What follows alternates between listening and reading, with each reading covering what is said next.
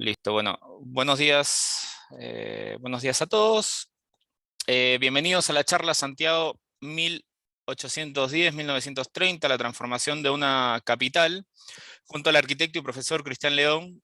Esta es una actividad de la Dirección de Extensión Cultural de la Universidad de los Andes, en colaboración con la Galería de Arte Contemporáneo NAC.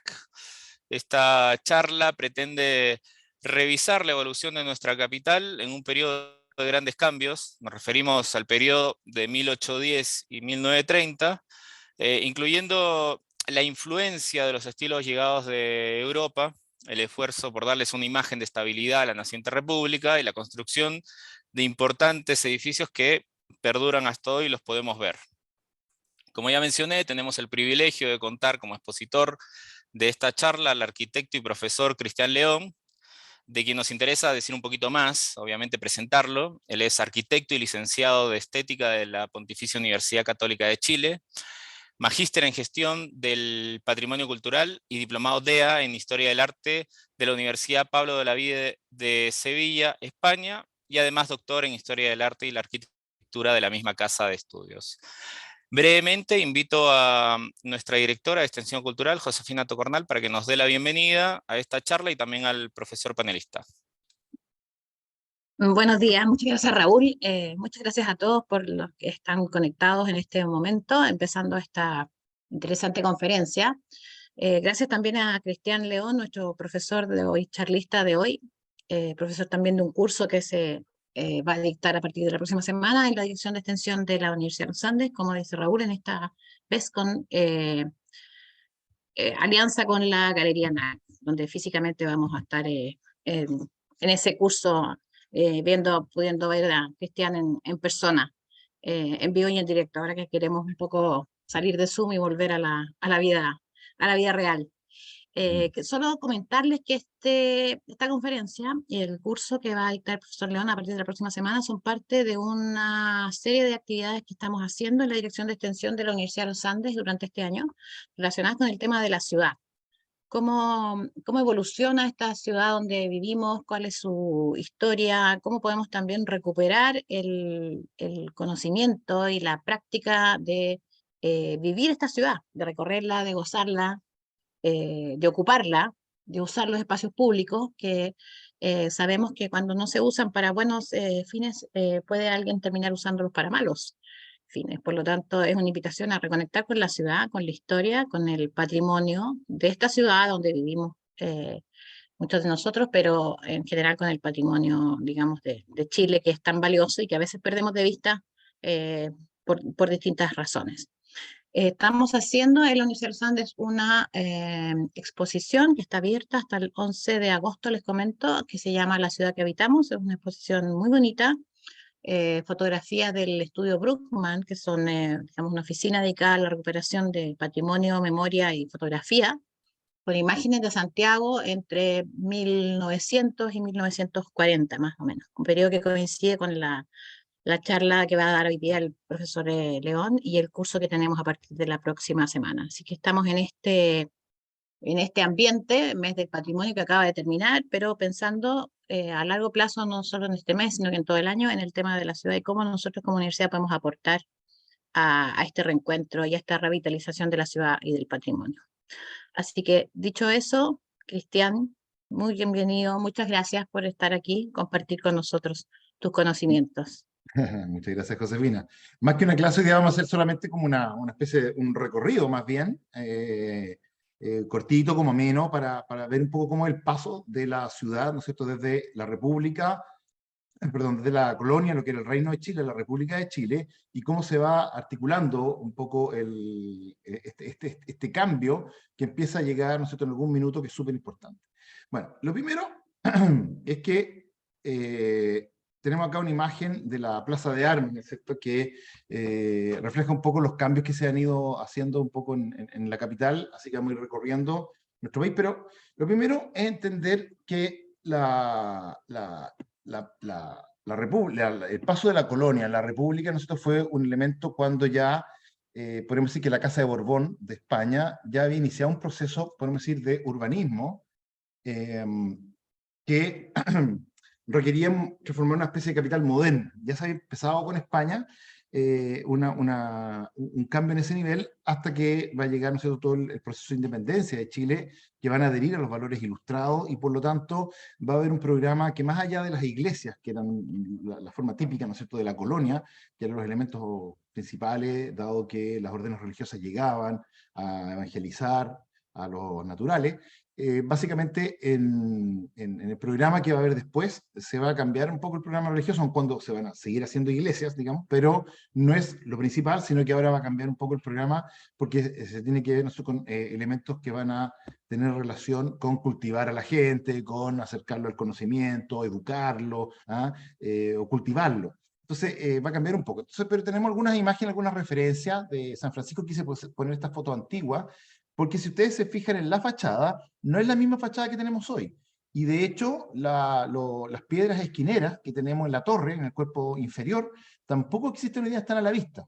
Han quedado pintadas, como ustedes ven ahí en la foto moderna, y fíjense que se volvió a hacer la fachada de piedra, más bien perteneciente un poco a un estilo anterior a este estilo medio manierista que tenemos en la fachada de la iglesia de San Francisco en blanco y negro. Entonces, esta cosa de los estilos, que finalmente muchas veces vamos a ver que los edificios se entiende como un volumen al cual uno le pone la fachada que se estime de gusto de la población, según los gustos dominantes, qué sé yo, y se van haciendo estas intervenciones en la fachada, que vamos a ver que son muy comunes, pequeños cambios, adiciones, qué sé yo, que a una torre le agrego un cuerpo más, que le pongo una fachada neoclásica, sobre una fachada colonial, y ese tipo de cosas van a ser muy comunes. Pero todavía quedan testigos de nuestro pasado colonial, ¿no es cierto?, como la casa de Colorada, ¿no es cierto?, que fue hecha por Joseph de la Vega, y es del año 1779, o sea, de una fecha relativamente tardía en la colonia, muy pronto ya a la emancipación. Aquí vivió don Mateo Llorio Zambrano, ustedes saben, y hoy día este edificio es el Museo Colonial de Santiago. Está bastante reducido en su tamaño, tenía 4 patios, hoy día tiene solamente 1, pero así todo, una fachada con impronta muy característica. Ustedes ven ahí, por ejemplo, las barandas que son de fierro forjado, y que lo que ayuda a darle más liviandad un poco, ¿no es cierto?, a todo el sistema de la fachada. Pero un muy buen proyecto, una muy buena casa, podemos decir que va a estar, ahí se ve el patio interior de la casa, que esta es la fachada, la contrafachada, digamos, de la que da a la calle, y esta es la fachada de un piso que está por los costados. Bueno, esta es la casa del Conde de la Conquista, como les decía, que él murió poquito tiempo después, ya era octogenario, él era brigadier, tenía el cargo más alto en el ejército, era vamos a decir, el patriota con cargo más alto en el ejército, y por eso él va a dirigir la Junta de Gobierno, pero ya le falla la memoria, ya está medio con los problemas de la vejez, y por lo tanto la decrepitud, ¿no es cierto?, y va a morir al poco tiempo después. En esta casa después va a vivir Lord Cochrane, así, una casa que va a tener bastante uso, y después va a ser arrendado como sitios comerciales, así que va a tener una historia larga, pero es un poco lo que va pasando un poco con la trama. Entonces, aquí todavía tenemos vestigios de la ciudad antigua, tenemos esta casa esquina que se llama la Posada del Corregidor. La verdad es que la Posada del Corregidor se le dice así porque aparentemente desde la fuente que está frente a la plaza, el corregidor Sañartu dirigía las obras de Calicanto. Pero este es un nombre que se puso más de moda, como decir, en la década de los 20 y 30 del siglo XX, cuando se ocupó como bar y como salón de baile. Entonces la gente acudía acá. Nótese también el balcón corrido que hay en el segundo piso, que le da toda la gracia a la casa, más el pilar esquina. El pilar esquina, ustedes saben, ese pilar de piedra que se coloca en la esquina, era porque los carruajes, cuando dan la vuelta, ¿no es cierto?, pasaban a llevar las esquinas que eran de adobe, y la casa podía colapsar, porque la esquina es el punto más importante de la casa.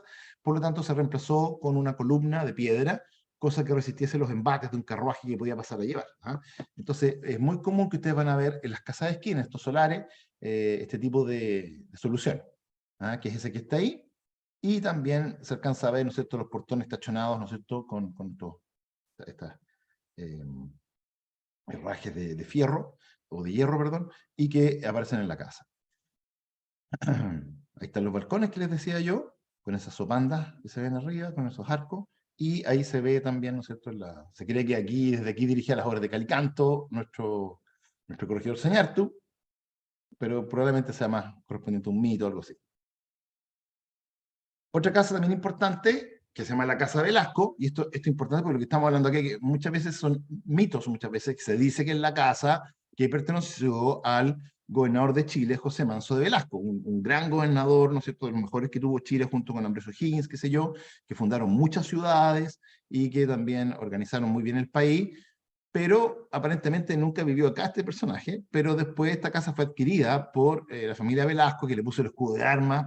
Pensemos que José Manso de Velasco también llegó a ser virrey del Perú, igual que Ambrosio Higgins. Entonces hicieron carrera muy exitosa acá y después fue reconocido su desarrollo finalmente con cargo más alto como del Parlamento del Perú, digamos. Bueno, también se ve un poco el balcón continuo, que le da toda esa belleza también a la casa, y un pórtico bastante inusual, ¿no es cierto?, que no es muy colonial, podemos decir, con un patio que en algún minuto se transformó en embajada, y esto lo llenaron de pasto, después sacaron el pasto y pusieron nuevamente la piedra de huevillo con los naranjos, qué sé yo, fue como lo que se ha hecho. Hay una vista aérea de esta casa, pero también son retazos, vamos a decir, del mundo colonial que todavía quedan y qué sé yo. ¿Por qué es importante esto? ¿Por qué le pongo? Ahí dice que es casa de Velasco, se fijan, ya está asumido que es la casa donde vivió el gobernador de Chile, pero lo interesante de esto, porque aquí más bien el que vivió fue José Antonio Rodríguez Aldea, que fue ministro de O'Higgins, y que era el hombre que le soplaba al oído, vamos a decir, a Bernardo Higgins para la dirección del país. Así que es un personaje controvertido, vamos a decir, pero él vivió acá, eso sí se sabe, y se ve un poco la fachada, no sé, con el escudo de la casa, qué sé yo. Esa es un poco esta arquitectura, como ustedes ven, que nos habla de este pasado cercano, al comienzo un poco de la independencia ya. Esta casa debe haber sido hecha más o menos a comienzo del siglo XVIII. Y acá tenemos, ¿no es cierto?, el famoso puente Calicanto, puente lamentablemente que ha sido destruido, que ya no existe, solo existen algunos monumentos, digamos, que nos hablan de la instalación donde estaba y ese tipo de cosas, pero era un puente que lograba conectar con la Chimba, ¿no es cierto?, y que ustedes ven ahí que la gente en verano se puede acercar bastante abajo de la parte del río y con agua de poca profundidad, bueno, como pasa hoy día muchas veces. Pero un puente que fue también articulador de todo este proceso modernizador que sufría América y las colonias en general, sobre todo Santiago de Chile, dentro del proyecto modernizador de la Casa de Borbón española, o realista. Aquí tenemos, hacia 1860, la Plaza de Armas de Santiago, que se ve con el primer término con la torre, no sé qué es de la Real Audiencia, y que todos los portales que están ahí a los lados, ¿no es cierto?, están desaparecidos hoy día. Hay otros, Portal Fernández Concha, que y edificios más modernos, pero se ve un poco el panorama de la ciudad de Santiago. O sea, lo único que sobresalen son los símbolos de poder, como decir, político y religioso, que son las torres, que son los que de alguna forma destacan sobre el perfil urbano de la ciudad. Y la historia también de nuestra controvertida catedral, como les decía, una iglesia que ustedes saben que básicamente tenemos la quinta catedral, es la que conocemos hoy, la quinta versión, porque fueron destruidas, primero la que armó, vamos a decir, Pedro Valdivia con sus propias manos cuando llegó a Chile, después hay una del año 1552 que derribó la obra, después el año 1647 volvió a caerse el edificio por un sismo, se volvió a caer el año 1730, y finalmente la obra de 1747, es la que se hizo ahora y que trabajaron arquitectos peruanos, de Matías Vázquez de Acuña, con los planos de dos jesuitas bávaros, que eran Pedro Fogel y Juan Hagen, para después ya Toesca, ¿no es cierto?, diseñar la fachada y las torres ser terminadas por Ignacio Cremonesi. Entonces, ese es un poco la fachada de la iglesia. Como ustedes ven, va sumando los estilos, entonces cada vez que se va reconstruyendo, va recibiendo los influjos de los nuevos estilos. Entonces, eso es más o menos lo que estaba pasando, vamos a decir, hasta antes de la colonia. Aquí tenemos el interior del edificio, hasta antes que comenzara el proceso independentista, podemos decir, en Chile. Y tenemos también el Palacio de la Real Audiencia y Cajas Reales, que, como les decía yo, fue un edificio que se construyó en el año 1808 y que alberga desde el año 82 el Museo de Historia Natural, y ahí se ven algunos cambios estilísticos. Esto es lo que les decía yo un poco de las fachadas. Si ustedes se fijan, en la forma del edificio, se le agregan, por seguidores probablemente de Toesca o quien sea, se le agregan, ¿no es cierto?, algunos cambios en la fachada, como un ritmo, un movimiento, contrasten la foto en color con la foto un poco más plana que tiene la foto en blanco y negro, se puede ver un poco los cambios. Y también se ve ustedes saben que la torre fue ocupada, o este palacio se ocupó, ¿no es cierto?, como el despacho de Benjamín Vicuña Maquena, intendente de Santiago, en los años 70, y que él impulsó todo un plan de mejoramiento de la ciudad y traerla la voluntad modernizadora, podemos decir, europea. Le había estado en Europa, por lo tanto, llega a Chile, a Santiago, y quiere transformar esto en una ciudad de corte europeo, principalmente francés o parisino. Y él va a trabajar aquí y va a pedir que le agreguen cuerpo a la torre. Si ustedes se fijan en la foto de la torre, lo que tenía simplemente un campanil ahí, sobre este cuadrado, acá él agranda el cuadrado y le hace dos cuerpos. Entonces agranda, estira, podemos decir, y le hace una linterna arriba. Así que él realiza una obra de remozamiento, podemos decir, adecuación al estilo esperante de la iglesia, perdón, del palacio. Otro palacio también interesante que va a ser inaugurado al finales de la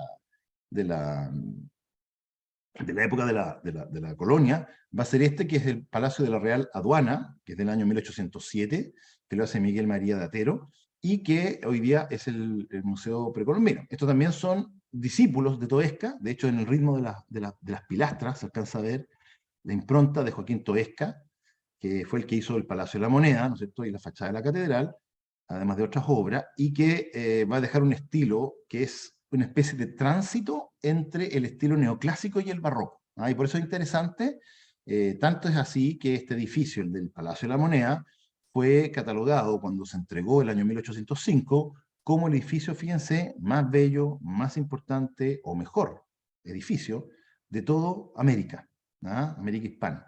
Es un edificio de nobles proporciones, ustedes lo han visto, si bien es más bajo que el resto de los edificios por su posición, por su ubicación. Es el edificio jerárquico, ¿no es cierto?, que articula hoy día, ¿no es cierto?, la Plaza de la Ciudadanía y la Plaza de la Constitución, qué sé yo, y bueno, y el eje cívico. Entonces, es un edificio muy importante y que nos revela en su fachada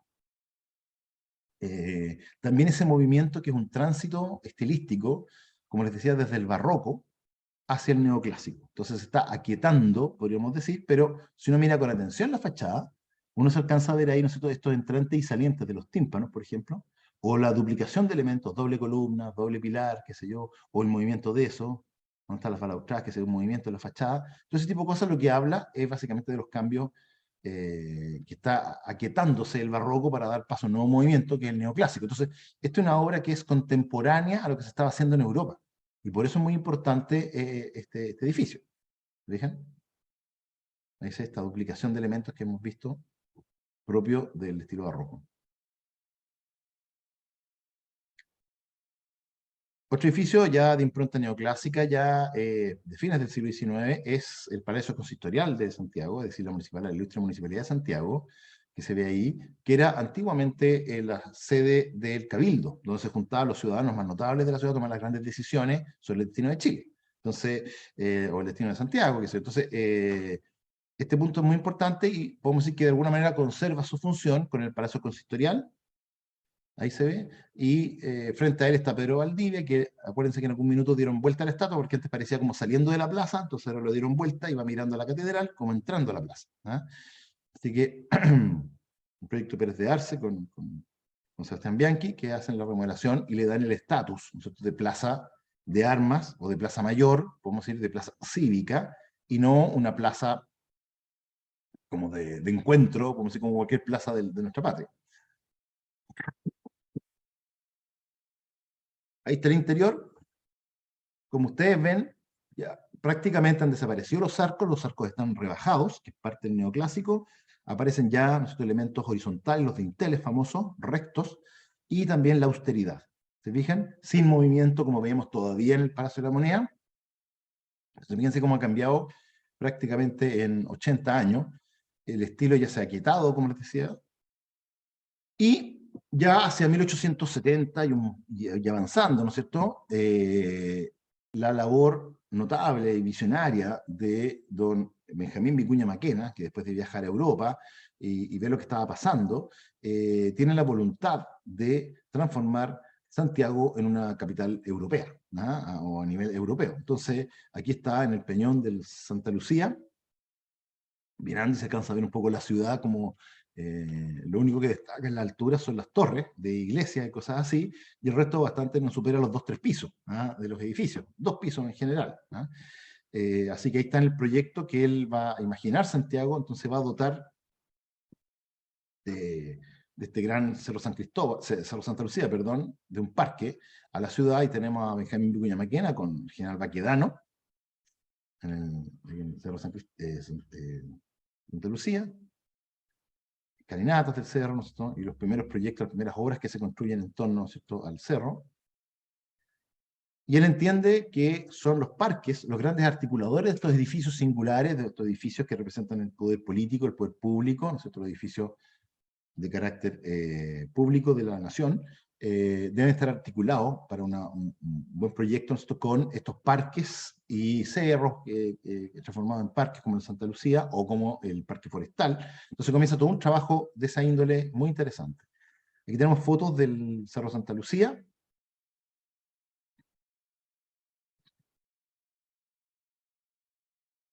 Eso también con la impronta neoclásica, pero sí se agregan arcos, como ustedes ven. Se fijan que tendrían, pero el adelantar las columnas, se fijan que las columnas crecen adelante, esta columna es adosada y sobre ella lleva un dintel recto, o sea, que está curvo, pero lineal, no tiene arquería, reflejando un poco que la estructura se soporta en esta viga, ¿cierto?, con ese dintel, y no en los arcos que están acá.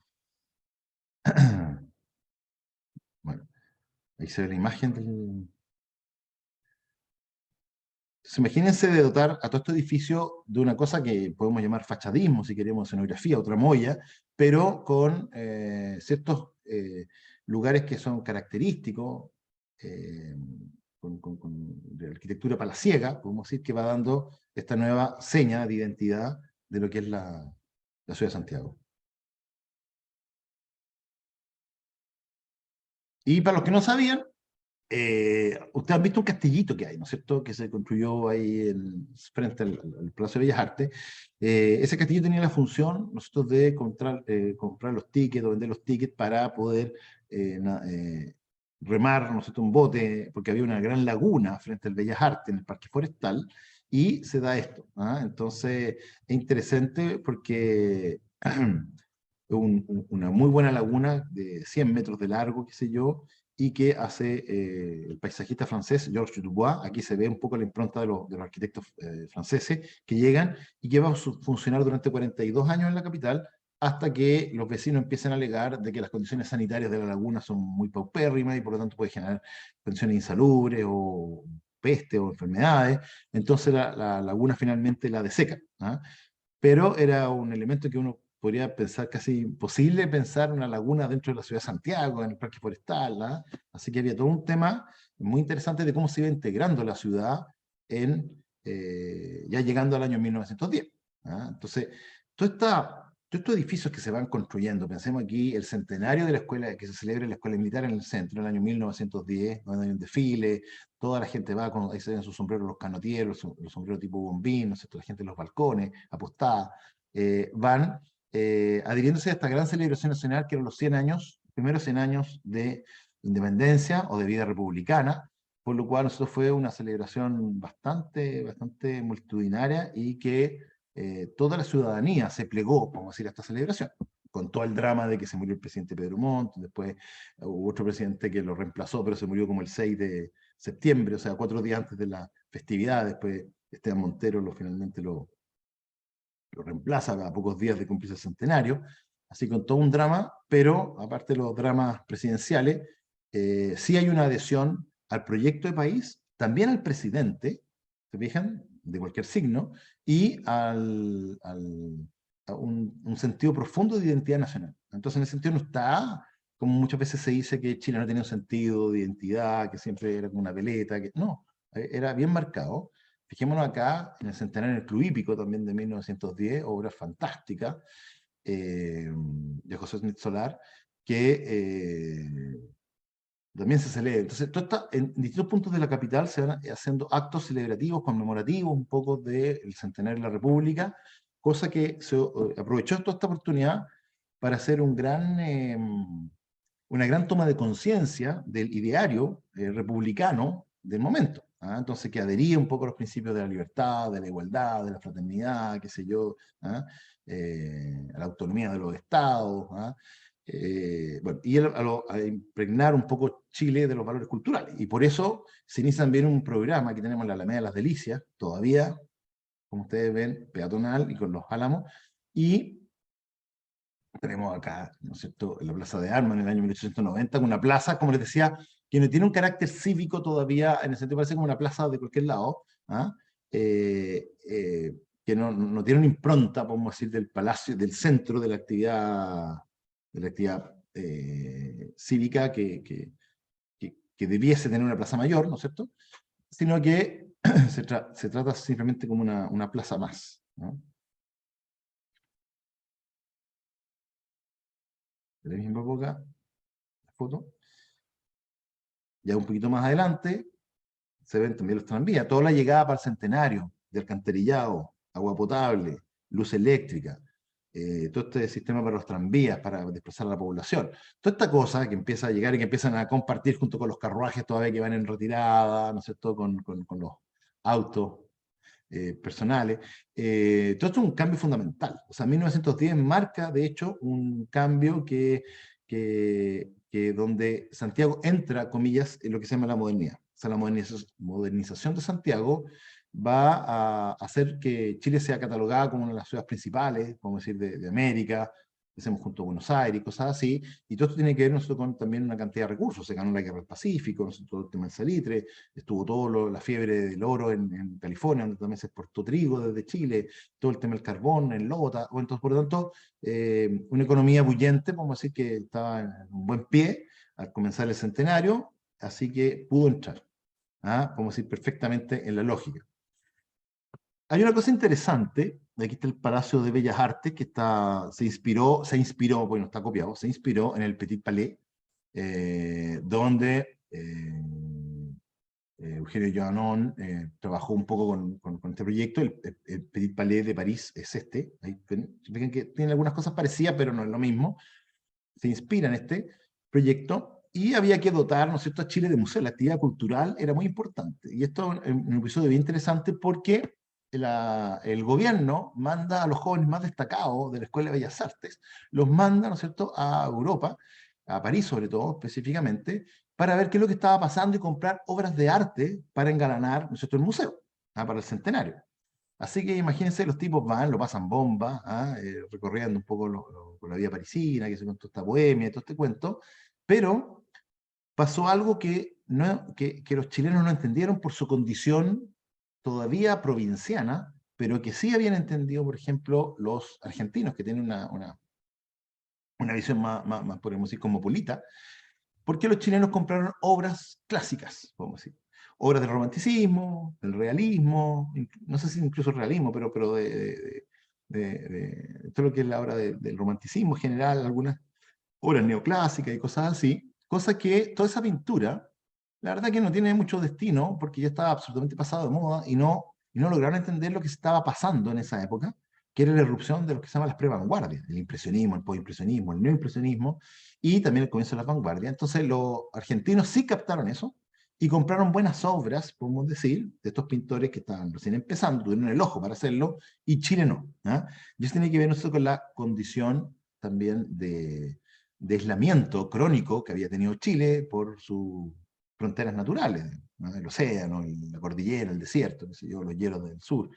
Todo eso había generado un sitio que Chile no le costara un poco, a pesar de que tenía toda una aspiración de parecerse a una ciudad europea, sus imaginarios urbanos habían cambiado, pero podemos decir que era todavía una copia servil de ciertas tradiciones, pero que no lograron entender todavía los cambios que estaban operando en Francia, con el arte.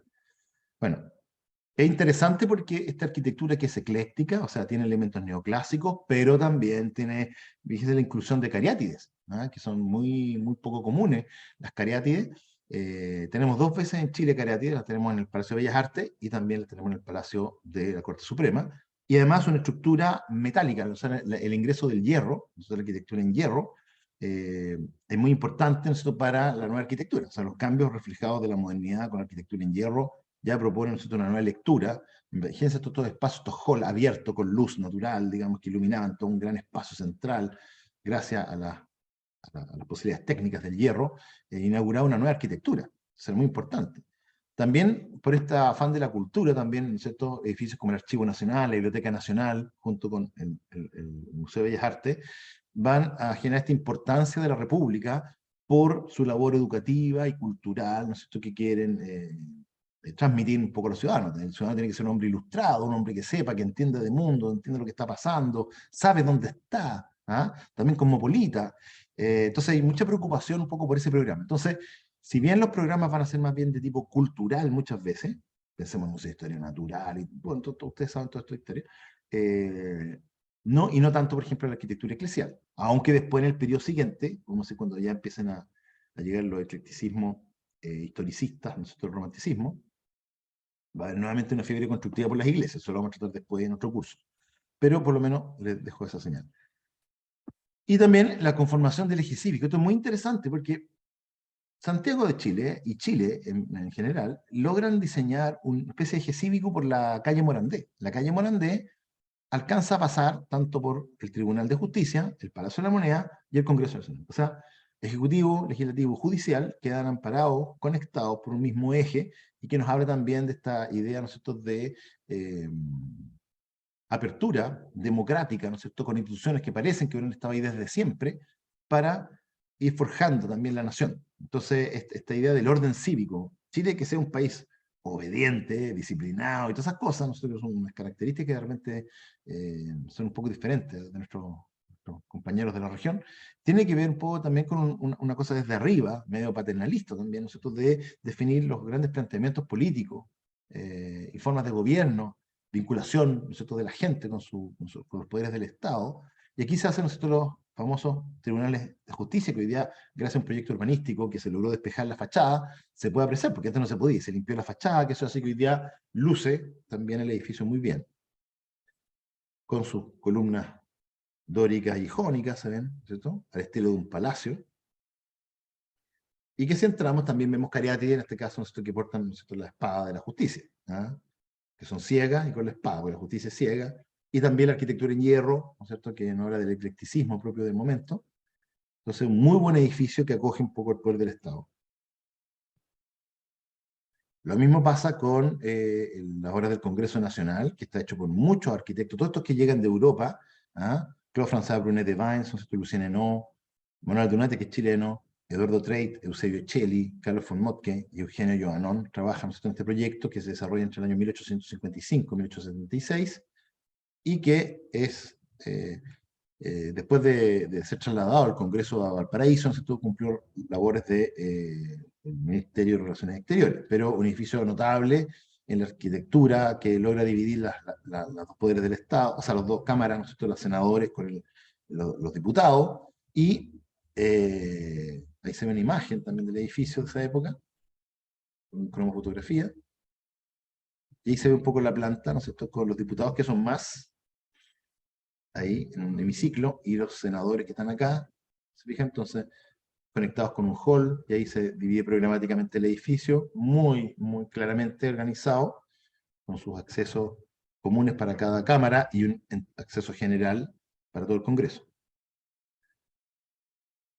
Así que todos estos edificios vinculados, ¿no es cierto?, a la idea de democracia, porque yo les decía, ¿no es cierto?, que todos estos edificios se hacen en estilo neoclásico porque se vinculaban al mundo clásico, es decir, al mundo greco-romano, que presentaba las labores, ¿no es cierto?, de las ideas, de la filosofía, el derecho, la república, ¿no es cierto?, la ley escrita y qué sé yo, y también esta idea de permanencia en el tiempo, estabilidad, equilibrio, ¿se fijan?, mesura, austeridad, todos los elementos propios, ¿no es cierto?, que quieren transmitir, ¿no es cierto?, los gobiernos, ¿ah?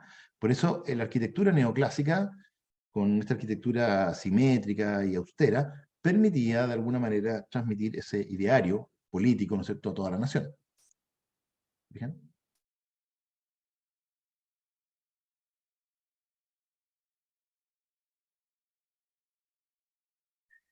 Y ahí tenemos también la Cámara Diplomática, todo lo que el interés creciente de las relaciones diplomáticas, ¿no es cierto?, la importancia que tiene relacionarse con todas las políticas exteriores, o sea, todo un programa, un proyecto que es muy interesante para formar la República. Entonces hay una transformación notable, podemos decir, de generar las instituciones necesarias para darle credibilidad y buena marcha, buen funcionamiento a la institución democrática y republicana, que es lo que se quiere transmitir. ¿Ya? Entonces, con esta imagen pasamos un poco, no sé si tienen preguntas o dudas, comentarios que podemos discutir. Así que dejo hasta aquí la presentación.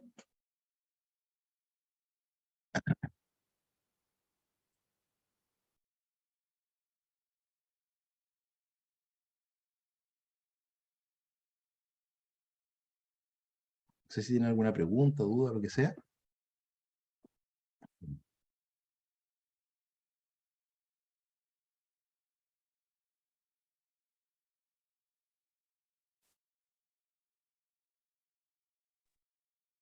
Cristian, no sé si a lo mejor tienes información, pero ¿en qué medida, por ejemplo, la impronta de la política fundacional de los Borbones se percibe, por ejemplo, en una ciudad que ya estaba, ¿no es cierto?, construida pensando en la lógica urbanística con la que llegan ellos, ¿no es cierto?, esto de imponer la ciudad de Damero ante el caos moro, también es como una continuidad de la lucha religiosa, ¿no es cierto?, esta ciudad mora que crece por agregación, y, ¿no es cierto?, que es más desordenada, etc.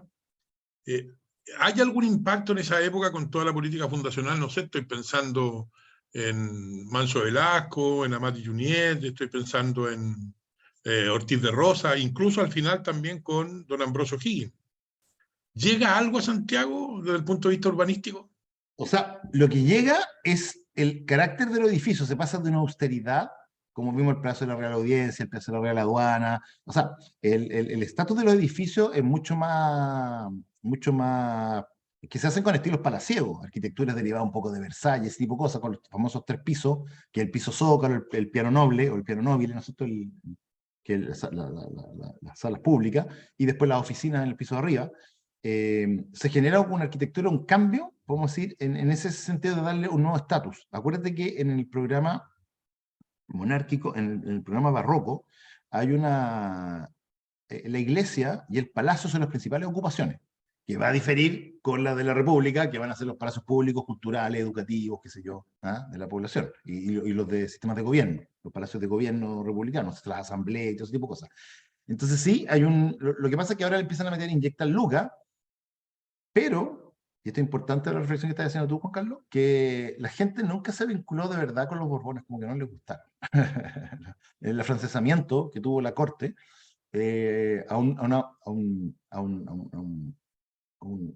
pueblo que era austero, bien importante. Y de hecho, un poco cuando lo que te decíamos de la posada del corregidor, que después de pasar de moda todos estos edificios franceses, como decir que vimos de republicanos, vuelven a cobrar auge los edificios coloniales.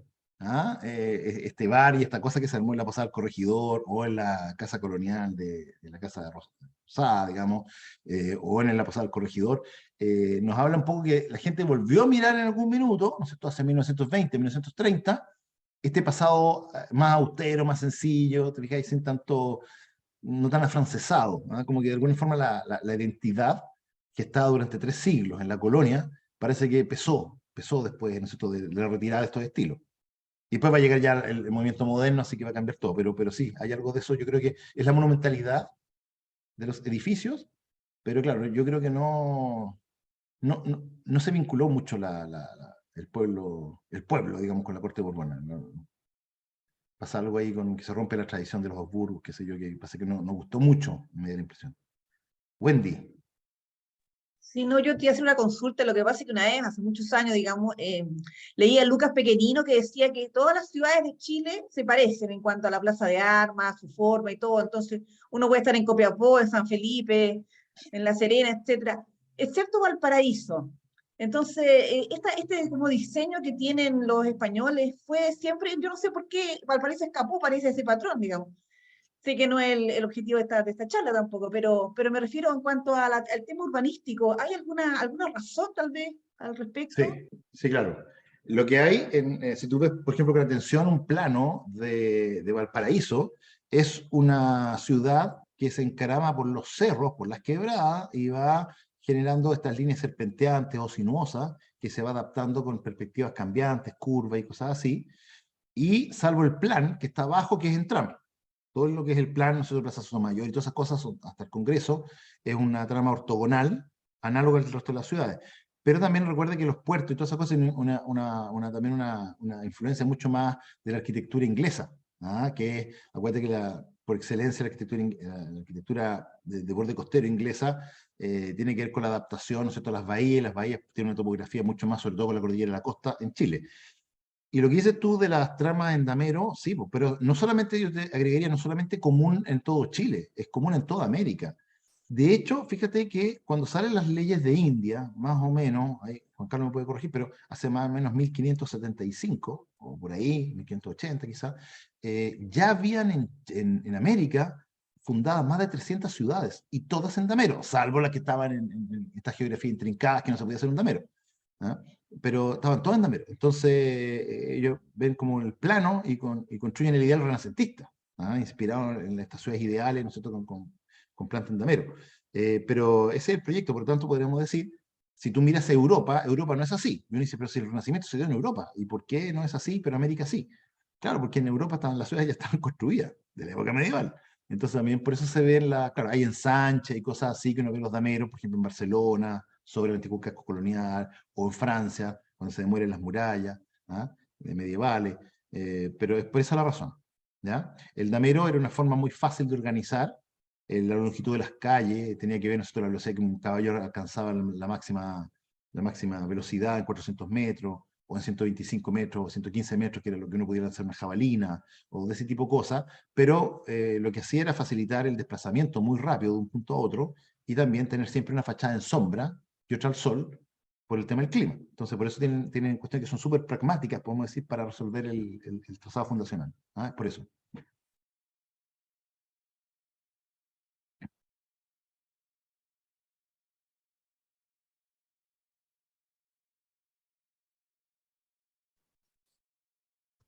No sé si me... Cristian, sí, me permito hacer una pregunta.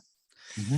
Hay varios elementos de la arquitectura, por ejemplo, de Buenos Aires, que permite ver esta asociación directa con Europa, que es muy propia de Buenos Aires, estas mansardas, por ejemplo, de 4 o 5 pisos, que habla mucho también de la personalidad de esa ciudad. ¿Qué elementos nosotros podemos encontrar de chilenos dentro de este periodo de esta arquitectura para la República? Si existen o más bien no existen. Lo que pasa es que eso va a tener que ser sometido a un proceso de síntesis, podemos decir, es decir, llegan los modelos, podemos decir, exportados directamente de Europa, de Francia específicamente, o de París específicamente, y van a sufrir un proceso, vamos a decir, de adaptación. ¿Ah? En ese caso, por ejemplo, que te decía, Chile, por ejemplo, va a desarrollar, sobre todo la capital. Y hay que pensar que Chile, si bien le está yendo bien económicamente en 1910 y toda esta cosa, Argentina está en otro nivel, está el país más rico del mundo en ese minuto, o sea, estamos comparándonos, digamos, con lo que son el top of the line, digamos, de la arquitectura de la época, que es muy francesa, además, en Buenos Aires, pero podemos decir que sí se van a adaptar modelos, pero en pequeña escala, por ejemplo, ¿qué es lo que va a pasar? Porque estos modelos van a empezar a desarrollarse un poco tardíamente. Si tú te fijas, muchos de los edificios que se hacen entre el año 1920 a 1930, estamos hablando del edificio La Bolsa, no sé, ese tipo de cosas, en la calle La Bolsa, en la calle Nueva York, todos esos edificios típicos, que con impronta bien potente, de a poquito, en la década siguiente, va a llegar ya el espíritu del movimiento moderno, ¿no? El modernismo, donde será el ornamento como delito. Entonces, va a haber un cambio en esa época, por eso va a ser tan poco y no va a dejar con una impronta tan constante o tan poderosa, además de que, claro, hay todo un desarrollo entre el año 1900 a 1900, qué sé yo, 14, 1918, con el auge, como decía, del salitre y ese tipo de cosas, que va a llenar el sector poniente con todos estos edificios palaciegos, no sé, todo tipo europeo. Pero yo creo que un cambio importante que va a realizar un poco la arquitectura en este proceso de síntesis, digamos, que va realizando, es habilitar, por ejemplo, los espacios intermedios, que son estos espacios techados a la sombra que permiten, ¿no es cierto?, tener una extensión de la casa natural. Entonces empiezan a haber este tipo de transformaciones, y por eso realmente, como les decía yo, si bien la arquitectura palaciega parisina es una arquitectura que se da en los sectores altos de la sociedad que quieren imitar el modelo, porque son arribistas, lo que ustedes quieran, van a copiar esos modelos. En general, en el resto de la gente, como que el modelo de la fachada continua, del patio interior, del espacio intermedio, van a ser cuestiones que en Chile se van a mantener mucho, ¿ah? Mucho, porque es la vida finalmente el que va indicando el camino y no los estilos, ¿ah? Y los estilos por eso tienen que ir reconsiderándose, revisándose, pero no quita que hoy día tengamos un gran elenco de obras de primer nivel, ¿no es cierto?, tanto neoclásico como después de los revivals historicistas, ¿ah? Después del modernismo ya no hubo, o sea, va a haber todo un proceso, pero todo va a ser congelado en el año, no sé, 1935, 1940, con la llegada, supone una irrupción gigantesca, ¿ah? En la vida de las personas, un movimiento moderno, que la verdad que a mí no me gusta mucho, pero termina un poco con toda esta lógica. Entonces, como que a Chile le faltaron años, ¿ah? Y también entre medio tenemos, por ejemplo, la llegada del Art Deco en los años 30, y también importante, que todo una imprenta, si ustedes ven, por ejemplo, en torno a Plaza Baquedano, entre Plaza Baquedano y Metro República, por ahí, ¿no es cierto?, pueden haber varios cités y varios edificios de estilo Art Deco, antes ya que irrumpa un poco la modernidad y la ciudad jardín y todo ese tipo de cosas. Eso se puede ver siempre de Chile, ustedes van observando desde Santiago, desde Santiago Poniente a Santiago Oriente, y ahí hay totalmente un elenco de los estilos que van apareciendo a medida que uno va subiendo, va atravesando la Plaza Baquedano, y va siguiendo para arriba, y va viendo un poco cómo los edificios, los estilos van cambiando. ¿Ah? Una cosa muy, muy dramática en ese sentido, y muy clara para aprender arquitectura, cómo fue la evolución de Santiago, que fue creciendo tierras arriba, como decir, hacia el sector oriente. Hay alguien que preguntó algo de los 3 patios que no caché. Sí, Pamela pregunta, a ver, Pamela dice, ¿cómo pasamos de los 3 patios interiores abiertos a los patios interiores techados? ¿Calefaccionados? Claro, ya. Lo que pasa es que esto es bien interesante por varias razones. Por un cambio también de hábito que va a ser clave. Fíjate que cuando tú tienes un espacio intermedio, un solar abierto con un patio central, que está iluminado con luz del sol, qué sé yo, y que se hace la vida todo junto, ¿ah? Y básicamente las transferencias de conocimiento de los padres a los hijos se mantenían, ¿no es cierto?, sin ningún problema.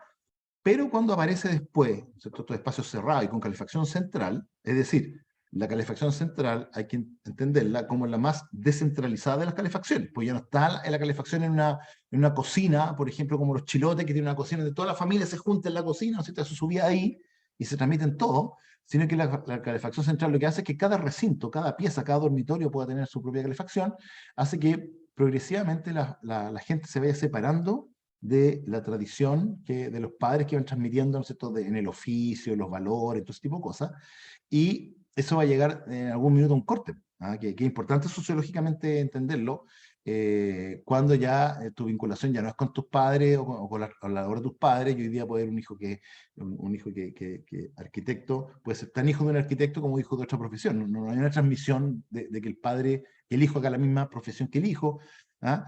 O sea, que el hijo haga la misma profesión que el padre, y todo ese tipo de cosas van a ir cambiando, ¿ya? En la casa patio, es una casa tradicional que no es un invento chileno, es una casa que lo inventaron los griegos, pasó a los romanos, a la casa islámica, a la casa andaluza, a la casa sevillana, y llegó a América, ¿ah? La casa patronal, ¿ah? Que está repartida por toda América y que tiene su propia condición, con su espacio de interioridad y con todas sus fórmulas, donde vivían no una familia.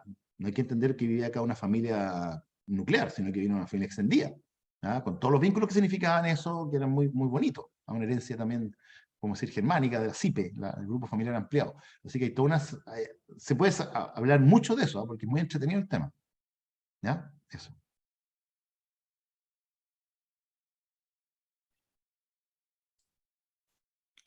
Cristian, una pregunta que yo te quería hacer, a propósito del Día del Patrimonio que acaba de pasar.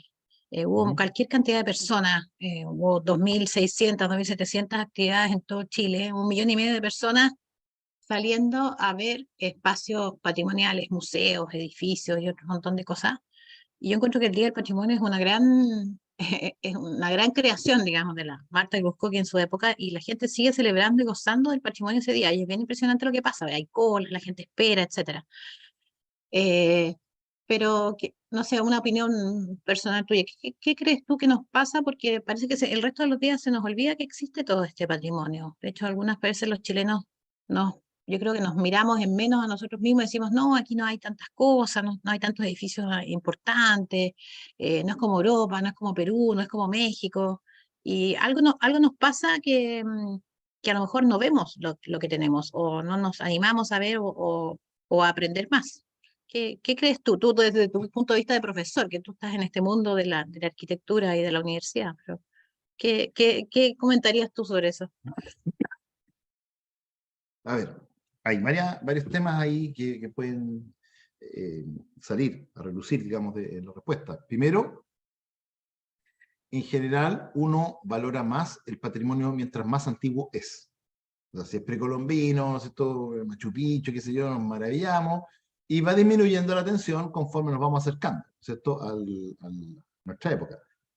Por otro lado, ha pasado una cuestión que es dramática, que muchas veces el siglo XIX o el siglo XX destruyó patrimonio del siglo XIX, y el siglo XIX destruyó patrimonio del siglo XVIII, y el XVIII del XVII, y así sucesivamente, porque no le daba la importancia de una obra, como fijarla en ese momento y comprender, porque habitualmente los estilos son una reacción al estilo anterior, es decir, como hay una especie de rechazo al estilo anterior.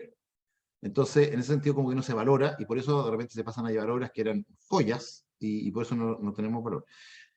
Otra línea que puede ser también interesante es que Chile también ha sido en general de una pobreza crónica si comparamos, salvo ciertos periodos de Chile, como te decía, para el centenario, entre el final de la Guerra del Pacífico, qué sé yo, y 1915, por ahí, que tuvo un boom. En Chile ha sido un país crónicamente pobre, austero, y la cantidad de patrimonio no se puede comparar con el patrimonio que hay en las ciudades grandes como Ciudad de México, donde Ciudad de México solamente el centro histórico tiene 4.000 o 7.000 monumentos nacionales. O sea, tiene varios miles de más de todo el patrimonio chileno junto, solamente en el centro histórico de Ciudad de México. Y eso también hace que, claro, que haya una diferencia importante. Ahora, yo podría retrucar la pregunta y les sugiero que vean el video de Gastón Sublet sobre, le hace una pregunta en una entrevista en la universidad, ¿qué buscaba los mapuches por su resistencia tan tosuda, podemos decir, tan constante en el tiempo contra los españoles? ¿Qué defendían con tanto ahínco? ¿No es cierto? Decía él. Porque no hicimos ni grandes carreteras, ni templos, ni pirámides, ni ninguna de esas cosas, ni castas sacerdotales, ¿no es cierto? Ni escritura tenían. ¿Qué es lo que defendían con tanto ahínco? Entonces ahí él da una respuesta y que tiene que ver con un tema de carácter espiritual, ¿ah? Y que es muy bonita la respuesta. Yo les sugiero que vean el video de una entrevista de la Católica de Gastón Sublet y qué buscaba el pueblo mapuche, o por qué se defendía con tanto ahínco el pueblo mapuche. Que la vean porque ahí nos da otra dimensión también del patrimonio y de qué es lo que valoramos nosotros como patrimonio. Y yo creo que en cuarto lugar, y esta es la más penosa de todas las formas, es el tema de la educación. Si la educación, finalmente uno no ama lo que no conoce. Entonces, cuando nosotros dejamos de hablar de los personajes de nuestra historia, dejamos de vincularnos, ¿no es cierto?, afectivamente con los episodios históricos, ¿no es cierto?, y pensamos que empezamos a criticar, que no sé qué, empezamos a destruir los monumentos, ¿no es cierto?, las personas que honran nuestra memoria, y queremos estos afanes refundacionales muchas veces que surgen y que cortan con todo, como la modernidad. La modernidad era una oposición contra la tradición que era considerada como un lastre. Entonces no trepidó en borrar todo, porque para ellos la modernidad era todo y la tradición era nada. Por lo tanto, no había, la actitud moderna se basaba en no respetar un poco la tradición. Y después vino un movimiento que estamos todavía dando vueltas, que se llama posmodernismo, posmodernidad. No digan posmodernismo, que está mal la palabra, es posmodernidad. La posmodernidad que recupera el valor histórico de los edificios, pero como fetiche, no con una verdadera comprensión de lo que significa eso. Entonces, todo eso devaluó el patrimonio. ¿Ah? Te voy a contar un caso del Día del Patrimonio que yo fui y me pasó. Que fui al Palacio Macul, que es la municipalidad, el edificio consistorial de la edificio Macul, y ese mismo Día del Patrimonio había ahí mismo, en el mismo edificio, una feria de Harry Potter. Donde toda la gente, estas tribus que llegan disfrazadas de Harry Potter, y que compran todas las cosas de Harry Potter y venden todo lo... Entonces se empezó a tergiversar el sentido del patrimonio. ¿Ah? Porque no vas tú por un sino porque vais por una fiesta y yo quise entrar y había una había una manzana de 3, o sea, una cola de 3 manzanas, de 3 cuadras, perdón, para poder entrar al edificio. Entonces al final no entré, solamente lo vi por fuera, entré a la feria, qué sé yo, pero al final no fue una experiencia enriquecedora. Entonces cuando banalizamos ese tipo de cosas, vamos perdiendo un poco la fuerza que tiene el patrimonio y no aprendemos nada porque es importante, porque hay que quererlo y porque hay que cuidar las obras que tenemos. Y esa para mí ha sido una pregunta insoluble mientras no se resuelva el problema de la educación. Así que un problemón el que me estáis planteando. Bueno, es un tema, no es una pregunta que ninguno de nosotros podamos resolver por nosotros mismos, como dices tú, pero bueno, en eso estamos desde la Dirección de Extensión de la Universidad de los Andes y desde otras muchas instituciones. Yo creo que hay de hecho, está pasando, hay edificios patrimoniales del Centro de Santiago que se están renovando, se le está dando un nuevo uso, una nueva vida, y obviamente ya no pueden seguir existiendo como palacios o como casas particulares, pero se convierten en universidades, se convierten en centros culturales como el Palacio Pereira. Hay muy buenos ejemplos, están pasando cosas muy interesantes. Lo que pasa es que, como dices tú, hay que conocer, hay que ver, hay que ir. Y en esa medida uno puede volver a enamorarse de la ciudad, de transmitir eso a otras personas, y con eso vamos avanzando en este tema de la educación, digamos, y de la formación de todos, que es eterno, digamos, y es inmenso, pero muy, muy fascinante. Yo quisiera ahora, para cerrar, que estamos más o menos en la hora, darles la palabra a Nicole Andreu y Bernardita Fernández de la Galería NAC, donde vamos a hacer este curso. Se te cortó, Josefina. Aquí. Josefina, se te cortó. Al final. No, Sí, ¿estamos? ya. Sí. Bueno, aquí estamos con la Nicole Andreu, que es la galerista de la Galería NAC, y yo, Bernardita Fernández, que como decía Josefina, soy la encargada de extensión de la galería. Agradecerte, Cristian, Josefina y Raúl, a la Universidad de los Andes, y a Cristian por el lujo de charla. La verdad es que es muy interesante poder darse un espacio para poder hablar de la transformación de la ciudad relacionado con el mes del patrimonio, y damos inicio a esta alianza que esperamos que sea la primera charla de muchas más que hacemos en conjunto con la galería, porque bueno, como decía Cristian, es necesario como conectarse con la historia, con el patrimonio, y poder hacer una pausa un día viernes que a todos nos cuesta, te conecta con lo que es tu ciudad y uno cambia la mirada y la valora de otra manera. Aquí voy a dejar a la Nicole para que cuente el desglose del curso y dejarlos animados también a ver todo lo que hacemos desde la extensión NAC, que hacemos charlas y cursos de filosofía, de dibujo botánico, de cerámica. Esta galería ya lleva casi 10 años y en realidad hemos fomentado también este tiempo para poder hacer más extensión NAC. Gracias, Benny. Hola a todos, gracias Josefina y gracias Cristian por tu charla. Para nosotros la galería está muy vinculada a la arquitectura, nace desde una línea curatorial y vincular la arquitectura con el arte, entonces es muy importante incentivar la cultura y la educación y fomentar esto de el cuidado del patrimonio, y por eso es que estamos en esta alianza con la Universidad de los Andes, porque creemos que tienen un gran grupo en torno al patrimonio y con excelentes profesores, y por eso estamos armando este primer curso que nos interesa muchísimo, así que los dejamos muy invitados a todos, porque desde el arte al final estamos todos conectados con la cultura, la arquitectura, la restauración, y tiene que ver con nuestra identidad, y por eso era tan importante esta charla para nosotros, así que estamos muy contentos de poder hacerlas. Empieza el próximo viernes a las 10:30, y hay estacionamientos en la galería, queda muy central acá en Vitacura, y así también es entretenido venir a ver los contenidos y aprovechar de ver las exposiciones de los artistas. Hay talleres de artistas también acá en la galería, entonces uno los ve trabajando.